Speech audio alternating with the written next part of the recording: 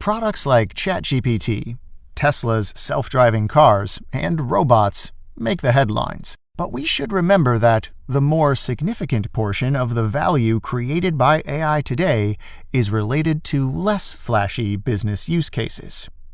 Financial institutions use machine learning to detect fraudulent activity or predict a customer's likelihood of repaying their mortgage. Insurance companies use ML to offer more precise pricing for life and non-life insurance packages.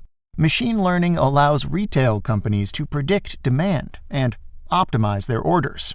E-commerce giants like Amazon optimize pricing and conversions through ML algorithms. They can also predict what product you'd like to buy next based on previous shopping history. The list goes on and on. These and many other use cases have existed for over a decade. Very few businesses fail to benefit from AI.